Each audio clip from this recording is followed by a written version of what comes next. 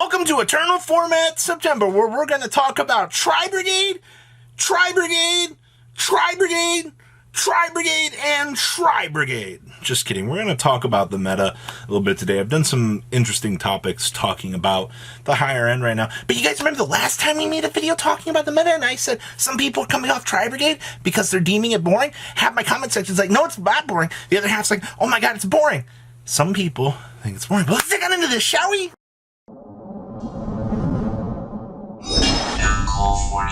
38.4% of you just hate me and don't want to hit that subscribe button. Don't let me stop you. I'm just trying to get to 95k over here. Right? Little green shirt, gremlin looking Robbie would love your support, man. Just hit the little subscribe button so we can get to 95,000. All right. I got to talk about the metagame here. All right. And I don't really care what your opinion is. Like I always say, everybody's got an opinion like everybody has an anus. I'm here to talk about my anus. Okay? So the first thing I previously mentioned is some people are playing less Tri-Brigade because we're in that really weird format right now where everything is solviolied, alright? Let's be honest, you got another 30 days before everybody can go, ban the season, ban the season, ban the season, ban the season. Alright, I'll make my fair share of predicaments once we get to that point here. But for the last month of Eternal Format here, there's got to be something spicy to talk about. So, we've already seen a short regression of Tri-Brigade players. I don't care if you're still playing the deck, you don't think the deck's boring. Other people are going to other decks right now, alright? We still have the illustrious Praying Kids deck sitting in the back of the room. Everybody's looking at this deck right now, dancing around, meow, meow, going, huh, should we hit this deck? Should we hit this deck? Should we hit this deck? And I don't know what to say, man. What? Everybody out here, once again, everybody has an opinion like everybody has an anus, all right? Everybody doesn't want to see Praying Kids hit. Everybody else wants to see Praying Kids. Oh, no, we're going into a ban list discussion. Yeah, well, whatever. The Eternal Format's here. So, Tri-Brigade is the fairest of the fair. All right, let's be honest here, all right? Like, besides Revolt, Shirog, I've already made the argument that you can go after Shirog, you can put Revolt to 1, you can ban Bear Broom, you can put Fractal to 1, you can put Tengi to 1, you can put Karis to 1 because of the extension, you can put Kid to 1. You have like 80 things you can do to the deck, right? It's just, how fair do you want to make it? You look at Praying Kids over here, same thing, alright? You put Meow Meow to 1, well, what do you really do to the deck? Alright, you just gotta ask yourself at this point, well, what does Konami want to do? Alright, putting Meow Meow to 1. Turn 1. Oh, you're done?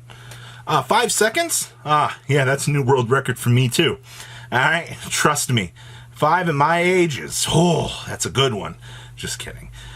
There's a whole lot of sarcasm building in me today. It must have been that sleep video we did yesterday that just developed this entire sarcastic mood. So, Tri-Brigade over here, fairest deck in the format. You've got Praying Kids doing their thing. Alright, and then we get down here to what we like to call the Dragon Link sector.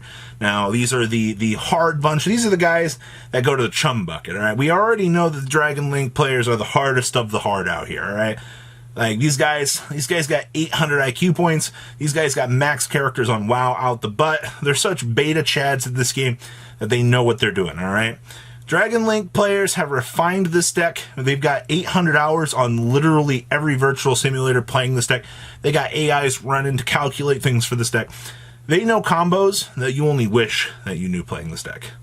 It's like what every Dragon Link player reminds me of. But anyway, so when we look at Dragon Link as a whole, like, this deck has evolved to the point of it being good, but you always notice it always takes a very good Dragon Link player to play the deck. And I already know one of you is going to cross your fingers here and go, no, Robbie!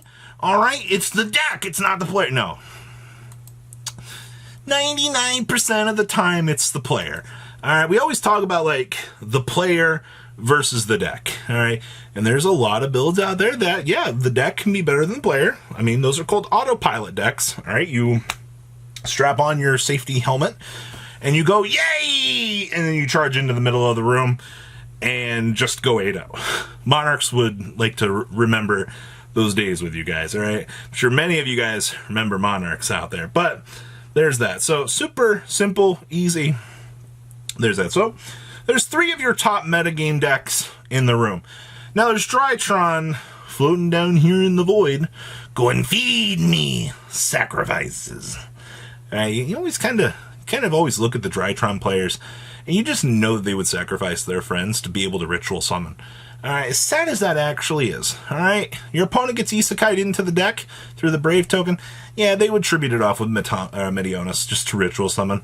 Alright, we already know what kind of players these guys are, but Drytron, I hear the same thing from Drytron players. I bricked! My opponent had Dark Ruin no more! There are no other excuses. Those are the two I hear from Drytron players the most. Besides, like the virtual world players down here, they're still doing the thing. Robbie, why are you talking about all this stuff? Because this is how the meta is right now, alright? This is what we have dealt with, alright?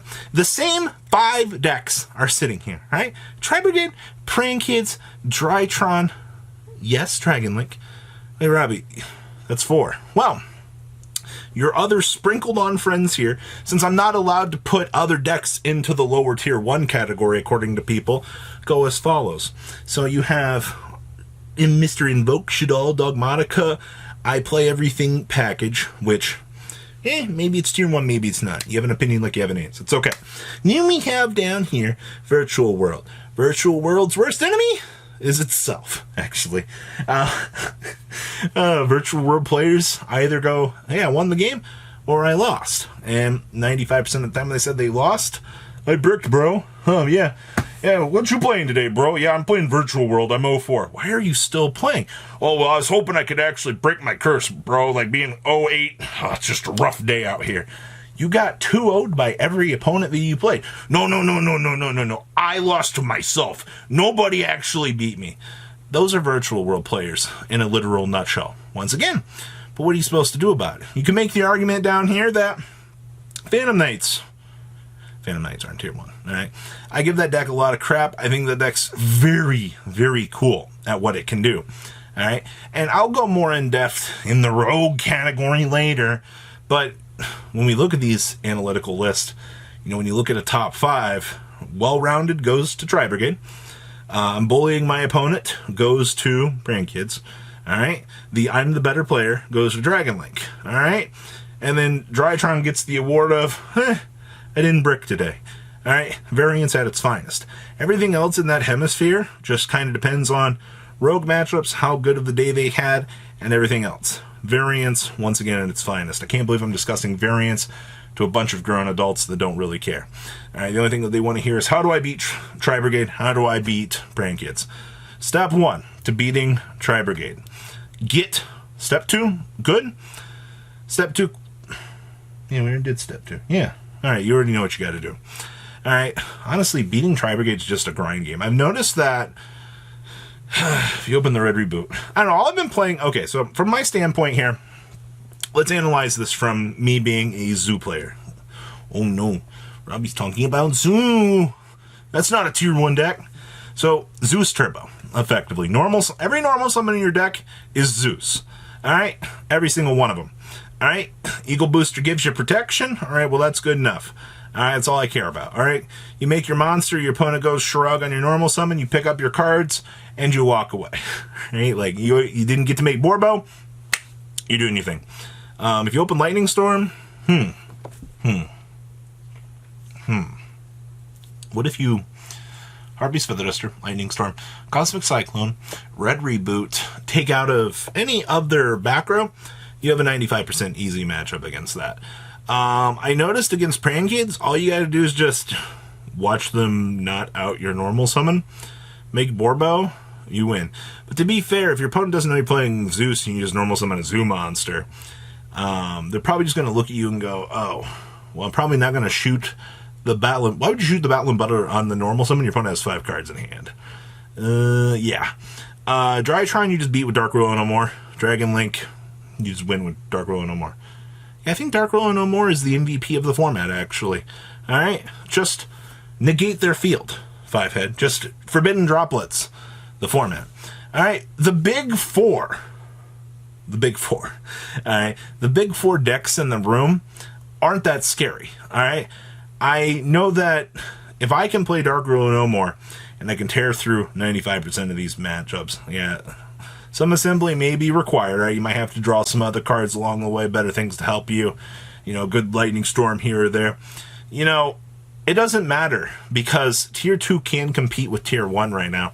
So even though we have the 4 dominant decks, minus, the other ones living down below, it's not an absolute crapshoot right now. So, well-roundedness, yes. It is effective to play Rogue and beat, yes. The format for the last 30 days will be fine, in my opinion. So, gonna be a little bit boring, but alas, here we go. Guys, what do you think about the format? Please leave a comment down below. Tell me what you guys think. Subscribe to this channel so you guys don't miss out on me crapping my pants at 100K. Alright? It's gonna be a real musher. Now, we're not actually gonna do that. That's absolutely horrible. Don't ever think that we would do something that idiotic. Alright? I don't even know what I'd do for a 100K special. I was asked that recently. I don't know. But I'll see your beautiful faces back here later on the day with some more cool, awesome content. Alright, guys. This is What If with MCool40. Peace out, guys. Thank you, patrons, for making the ride never truly end. Without you guys' support, well, I would probably be doing Truffle Shuffle videos for a living. Guys, please check out MCool40 for all of your Cardfight Vanguard content brought to you by MCool40. And if you are looking to pick up singles, check out mcoolgames.com for your trading card game needs. Thanks for watching, everybody.